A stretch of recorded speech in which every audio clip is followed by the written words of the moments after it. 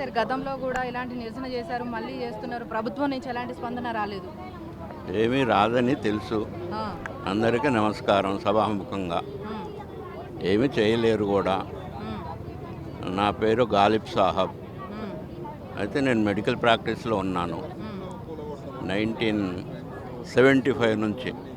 కొన్ని వేల లక్షల మందికి వైద్య సదుపాయంగా రూరల్ ఏరియాలో సేవ చేశాను. ఉమ్, ఆర్థికంగా బలపడిన వాళ్ళకి పేదవాళ్ళకి కూడా.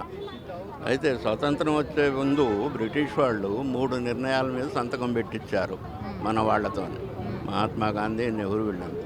ఏంటది? మా వైద్యం, మా చదువు, ఆరోగ్యం, తర్వాత మా జీవన ఇది మేము స్వతంత్రంగా చేసుకుంటాము, మీ బరువు లేకుండా మా నెత్తి మీద అని అర్థిస్తే సరే అట్లయితే అని ఇచ్చారు.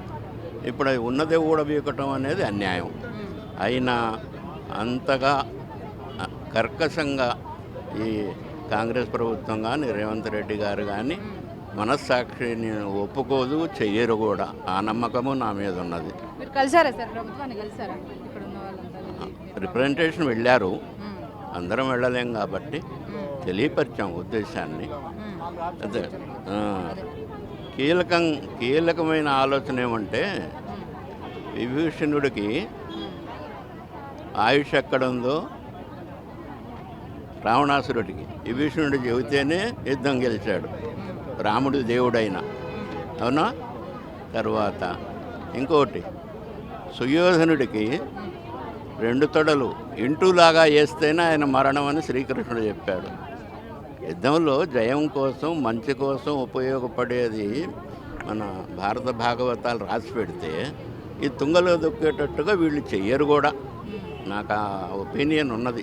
7 ఎకరాలకు 7 ఎకరాలు ఇచ్చేసి మీ అకౌంట్లలో డబ్బు అది వేసి అది పండిస్తానంటున్నారు. మీరేమంటారు? పద్ధతే కాదు. ఆ, అది పద్ధతే కాదు. ఆ, అర్థమైందా? ఆ, ఇది వరకు మా ఫ్రెండ్ వాళ్ళ అబ్బాయి తిరుపతిలో పెళ్ళి అని వెళ్తుంటే, మీరు వింటారో లేదో గమనించండి, పెళ్లి కూతురు పక్కనున్నామే అందంగా ఉందని, అలాంటి అమ్మాయి కావాలని మధ్యలో రైలు దిగి ఇంటికి వచ్చాడు వీడు పెళ్లి కొడుకు.